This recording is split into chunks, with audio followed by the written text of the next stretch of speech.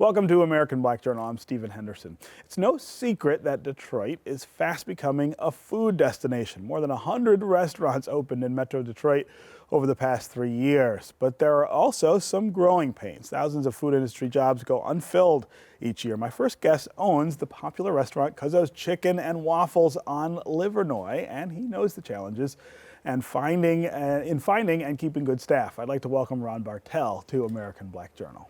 Hey, good to see you. Thank you for having me. Yeah. So in some ways, this is a good problem to have, right? This means things are going really well, but I know that at an eatery like yours, it still is a challenge, right? This idea of getting good people, keeping good people, and keeping things going. Yeah, it's definitely been a challenge. I like to think that everybody we hire is good people. It's just, some of the challenges they face in their everyday lives, it affects our business. So, we're looking to do things differently, look at our hiring practice, looking at how we can not only provide people a paycheck, but how do we help with quality of life? Yeah. How do we help improve somebody's financial literacy, things of that nature. So, it's definitely a challenge. It's not what we thought we would have to deal with, but it's our reality, and it's something that we have to face head on. Yeah. Talk about the growing food scene in Detroit. Like I said, 100 restaurants have opened in Metro Detroit over 3 years. In the city of Detroit, though, we're seeing lots of people open new places all the time. How does that change the market for a guy like you? You've been around a while. Yeah, I mean, the food scene is growing, especially the black food scene. I think there's an insatiable appetite for dining in the neighborhoods. I live in the Palmer Woods neighborhood, so there's not a lot of options, but there's things coming. It's a great place for, people want to go to one place, centrally located, shop, eat, also enjoy entertainment, but for us, with the growing competition, it's not a bad thing. Yeah. I think there's strength in numbers. I think people should have options, and it also will make us step our game up. So, it's not a problem for us at all. Yeah. There's a lot of construction going on around your restaurant and a lot of other people's restaurants too in the last year. Talk about where all that is. You had decided to close down for a bit while that was going on. You were going to reopen. Tell us where you are with all of that. Yeah. So. It's been rough, as you know, because you live in the neighborhood as well. Yeah. So they're doing the streetscape. It's a necessary evil. It's to promote a more walkable neighborhood, extend the sidewalks, promote cafe seating, bike lanes, which I don't know if we actually need those, but that's another that's another conversation. But it's to the idea is to slow down traffic.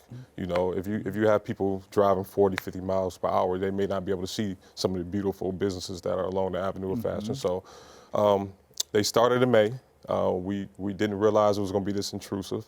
For us personally, we had planned on closing so we could take advantage of the slow times to do some renovations, and also to recalibrate and reevaluate our staff and some of our practices and improve. But it's been tough. Some of the businesses over there, they're struggling. But that's why it's incumbent upon us, if we really enjoy these businesses, to make sure we patronize them, even if it's an inconvenience with the parking and things that are going on. Yeah. The changes that they're making, as you point out, are going to make it a little more walkable, give you a wider sidewalk so that if you wanted to have outdoor seating, cafe seating, that kind of thing. How important is that along that stretch? I mean, you've been on that stretch for a while. Is that going to improve foot traffic and things like that along Livernois? Well, we hope so. We hope so. I think you still need quality businesses so people want to be in the area. Right. So, the infrastructure is important. Like I said before, to have a stretch where that's for commercial businesses, we need slower traffic. With the way it was set up before, people were literally using it as a expressway. So to it speak. was really fast. It was really fast. So now traffic will go from 40, 50 miles per hour to 20, 25. You'll have these longer walkways to promote more seating. In the spring, I think it'll be exciting. We have a long line outside of our restaurant in the spring, all the time. That's not a bad thing to offer more seating outdoors. So with some of the things that are going on, some of the new restaurants like Table Number 2 opening, Good Times on the Ave. You have a huge development project down the street at the old Siegel building. Right. I'm working on another restaurant project with some partners as well. So I think it's an exciting time in the area. Like I said, but until we get to that point, we need to patronize the businesses that are over there struggling right now. Yeah. Talk about being a small black business in Detroit right now. I mean, there are lots of tensions that always surround being a small business. Yeah. There are lots of tensions around being a black business. I feel like this is a special time, though, for both of those things in the city, as the city changes and as we welcome more people in to open things and make money. Well, it's I mean, we take pride in it. You know, especially like I said, us being in the neighborhood. You know, it's different than being downtown, midtown. Downtown or midtown, right. Some of the challenges are different. You know, so we deal with these neighborhood challenges, and if we were going to be real, the neighborhoods of Detroit are suffering. Yeah. So we're dealing with people that are walking through our doors that are suffering. You know, they have their issues that they face every single day. So the thing that we're trying to figure out is how do we, not have that affect our business, because once you walk through that door, you still have a job to do, and people expect a certain level of service. And for us, I think that's been our biggest challenge, finding people that want to be in the hospitality field, that look at it as a career path, not just a job, and training them into what the level of services should be. But like I said, we facing it head on.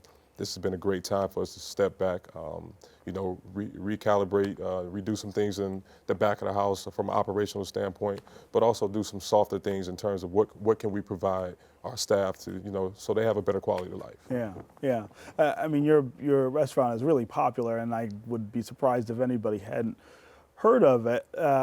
And people, I think, assume that because it's popular, that it's easy for you. Right, I wish. That you don't have these kind of problems. But I wonder,